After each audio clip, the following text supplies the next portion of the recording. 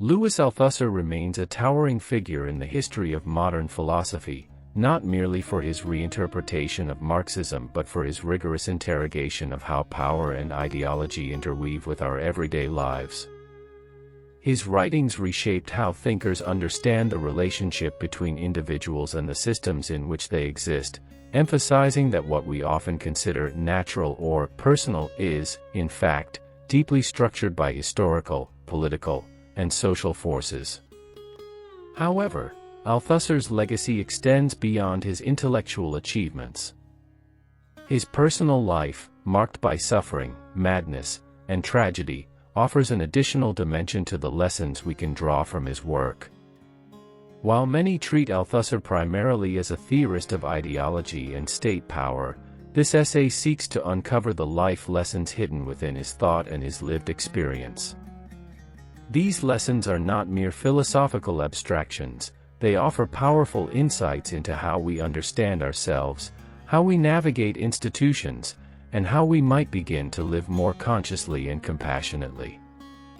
This video not only explains Althusser's key ideas but also translates them into tools for daily reflection and transformative awareness. Through this journey, we seek to learn not just about Althusser, but about ourselves and the world that makes us. 1. Ideology shapes reality, understanding the invisible forces that guide us. Althusser's theory of ideology represents one of the most significant breaks from classical Marxist thought. Rather than simply dismissing ideology as a set of lies fed to the working class to keep them compliant, Althusser redefined it as a structure of belief and behavior that makes everyday life possible. In his words, ideology is the imaginary relationship of individuals to their real conditions of existence. This idea suggests that ideology is not something we simply believe, it is something we live. It manifests in rituals, institutions, language, and habits. When a child says the Pledge of Allegiance at school or when someone clocks in at work, they are not just going through motions, they are enacting ideology. This redefinition helps explain why ideology is so powerful. It doesn't just manipulate people, it produces subjects, human beings who see themselves and the world in ways that conform to dominant power structures. Real-life applications. If we apply this idea to modern life, we start to see ideology everywhere. Consumer culture, for instance, doesn't just tell us to buy things, it convinces us that our identities are tied to what we own. Social media doesn't just provide connection, it promotes a specific vision of success, beauty, and self-worth. Even family dynamics, work ethic, and educational goals are shaped by deep ideological assumptions about merit, worth, and normalcy. Practical life lesson. Understanding ideology helps us recognize that our thoughts are not always our own. They are often planted, reinforced, and normalized by institutions that want us to fit into a particular mold. This isn't a conspiracy, it's just how social reproduction works. The key, then, is to cultivate ideological literacy, to constantly ask, whose values am I embodying? Whose interests are served by my beliefs? This kind of reflection is the first step toward conscious living. 2. Structures matter more than individuals, systemic change over personal blame. In his structuralist interpretation of Marx, Althusser argues that society functions through structures that pre-exist and shape individual behavior. These structures, economic systems, legal codes, educational frameworks, religious institutions, are the real engines of history. They determine the roles available to individuals, the actions that are rewarded or punished, and the pathways that seem possible. This view challenges the widespread myth of the sovereign individual, the idea that we are completely free to shape our destinies through willpower alone. Instead, Althusser insists that we are born into a world of constraints and positions that are largely outside our control. Why it matters. In a culture obsessed with personal responsibility and individualism, Althusser's structuralism feels almost heretical. But it is precisely this critique that makes his work so valuable. It tells us that we should not be blaming ourselves, or others, for failing within systems designed to produce inequality. Think of a student who fails in an underfunded school. Or a single parent who can't find affordable childcare. Or a black job seeker who faces racial discrimination. These are not stories of personal failure, they are symptoms of structural violence. Practical life lesson. The takeaway is this: stop pathologizing individual struggle and start questioning systemic design. Instead of asking, "What's wrong with me?" we should be asking, "What's wrong with this system?" This isn't a way of avoiding responsibility, it's a way of shifting it to where it actually belongs. And it also suggests where we should direct our efforts if we want real change, toward collective action and institutional reform. 3. Interpellation. How society calls us into being. Althusser's theory of interpellation describes how individuals are hailed by ideology into specific social roles. This process is often invisible and automatic. When someone calls you by your name or labels you, "You're a good student," "You're a troublemaker," "You're a man," "You're an immigrant," they are doing more than identifying you. They are summoning you into a social position that carries with it a script, a set of expectations, a defined range of action. The concept is drawn from a simple but profound observation: recognizing ourselves in social roles is how we become subjects.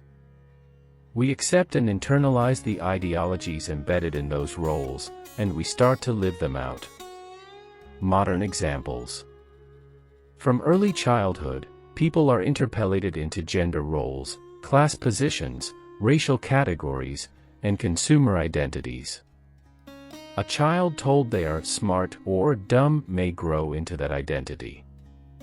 A worker who internalizes the idea that their worth is tied to productivity becomes easier to exploit. A citizen constantly reminded of national values may accept war, surveillance, or inequality as necessary for the greater good. Practical life lesson. This theory provides a powerful reminder: you are not just who you think you are also who society tells you to be. But knowing this gives you power. If you can identify the moments of interpellation in your own life, you can begin to resist or rewrite the script.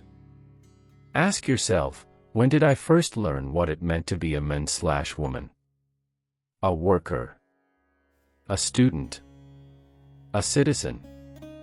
These are the moments where identity becomes ideology. Recognizing them is the first step toward reclaiming agency.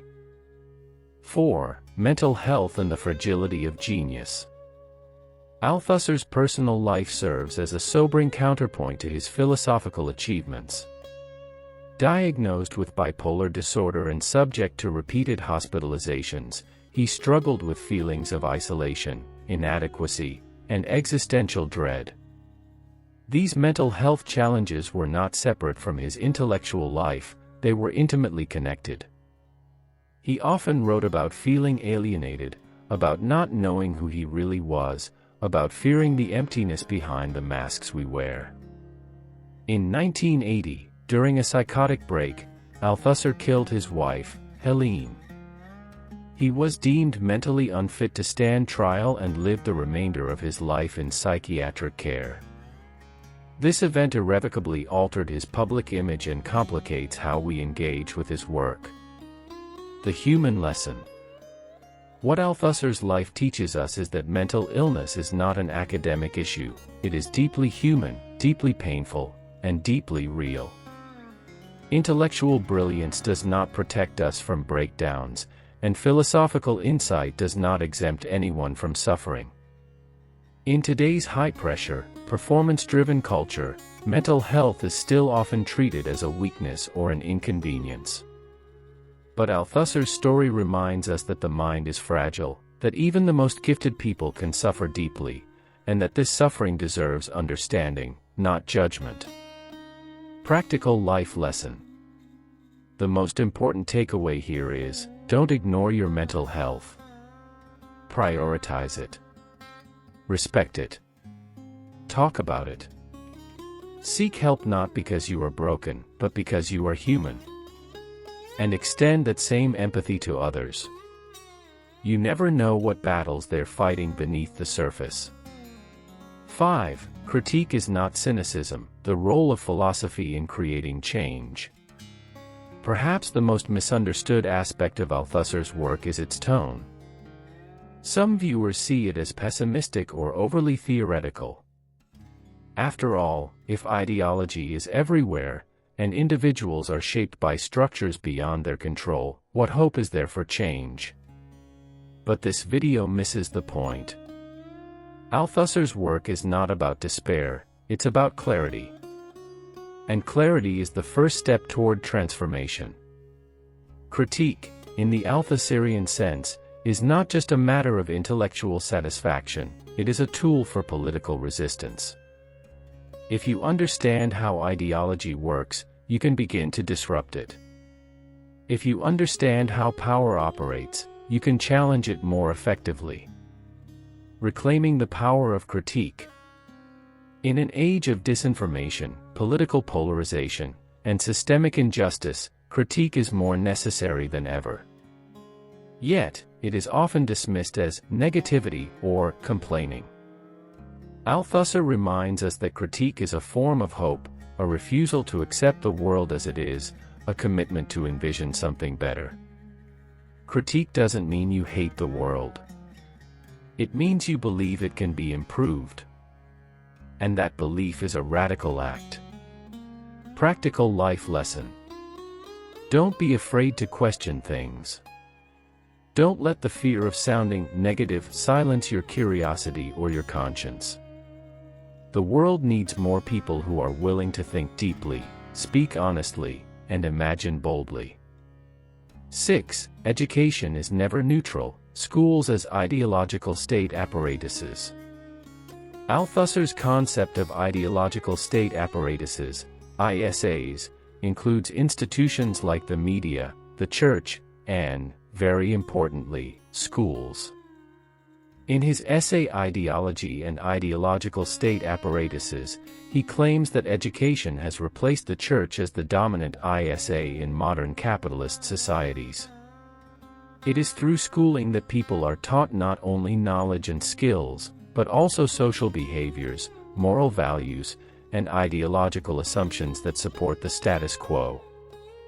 Students are trained to obey, compete, respect authority, and conform to expectations.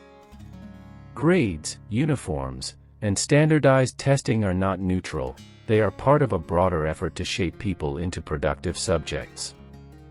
Practical life lesson. Education always transmits values, ask what those values are. Don't assume that what you learn in school is ideologically innocent. Ask, what kinds of behavior does this system reward? What does it discourage? What world is it preparing me for?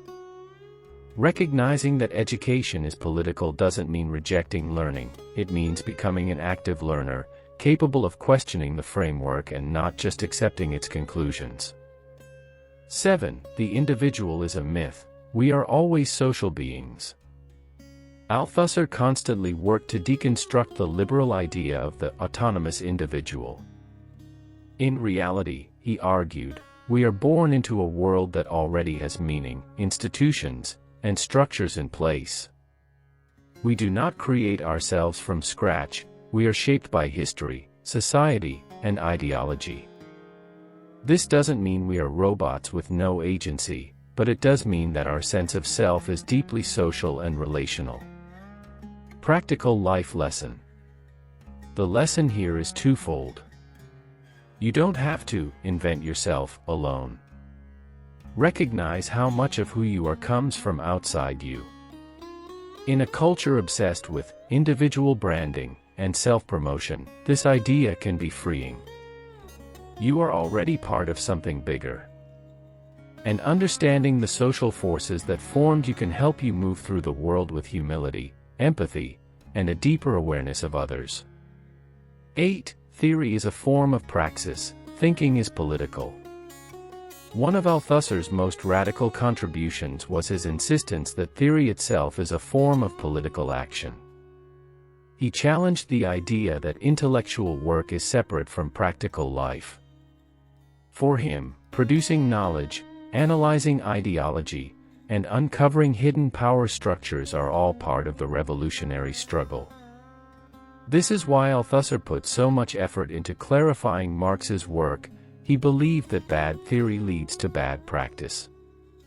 Getting our understanding of society right is essential if we want to transform it. Practical life lesson. Don't underestimate the power of ideas. Thinking critically, reading deeply, and asking hard questions are not luxuries or distractions. They're a vital part of resisting oppression and envisioning a better world. You don't have to be a full-time philosopher to live this lesson. Simply take your thinking seriously. Reflect. Write. Discuss. Refuse to be passive. 9. We are always becoming. Subjectivity is ongoing, not fixed. Althusser's view of subjectivity is dynamic. We are not born fully formed individuals. We become subjects through continuous processes of ideological interpellation, life experience, and social interaction. This becoming never stops, it evolves throughout our lives. This notion challenges the idea that we are static beings with unchanging identities. Instead, it paints a picture of the self as constantly recreated, shaped by context and conflict. Practical life lesson. You are always becoming. You are not locked into who you were last year, last month, or even yesterday. This understanding invites growth, reflection, and change. If you've been stuck in an identity that no longer serves you, whether it's imposed by society or internalized from your past, you have the right and the power to rewrite it. The process of becoming is messy, but it's also full of possibility. 10. Tragedy and thought can coexist. Wisdom from a flawed life. Louis Althusser's life ended in deep personal tragedy. The killing of his wife during a mental breakdown was a horrific event that understandably taints his legacy. And yet, the existence of tragedy in his life does not erase the value of his thought. This duality forces us to confront a difficult truth: brilliance and brokenness can exist in the same person. Althusser was both a philosopher of immense insight and a man plagued by illness and personal demons. That tension doesn't resolve easily, but it teaches us something profound. Practical life lesson. People are complex. No one is all good or all bad. Learn from those who inspire you, but do not idolize them blindly. Understand that wisdom can come from pain, and that even flawed individuals can offer truths that help others grow. This lesson invites a kind of moral maturity. We do not have to cancel people entirely to hold them accountable, nor do we have to excuse wrongdoing to learn something valuable. Life is messy, and so is truth. Closing thoughts, toward conscious living. With these 10 life lessons, we can begin to appreciate the depth and relevance of Althusser's work in a new light. While his writings were framed in the language of Marxist theory and structuralist philosophy, the underlying messages speak to anyone trying to navigate a complex, unjust, and often bewildering world. Whether you're a student, a teacher, an activist, or simply a person trying to make sense of your life, Althusser's insights challenge you to live more consciously. Question the structures around you. Reflect on your role within them. Resist the urge to accept what seems natural. Believe that critique, care, and self-awareness matter. Conclusion. Louis Althusser's life and philosophy teach us not to take reality at face value. They invite us to look beneath the surface, to interrogate the systems that shape our lives, and to imagine new possibilities. From the workings of ideology to the fragility of the self, from the constraints of structure to the power of critique, Althusser gives us tools, not just for thinking, but for living more fully and more freely. His work may be dense, and his life may be tragic, but the lessons he offers are timeless. They remind us that freedom begins with awareness, that change begins with questioning, and that even in a world shaped by power, the human spirit can still resist, reflect, and remake itself.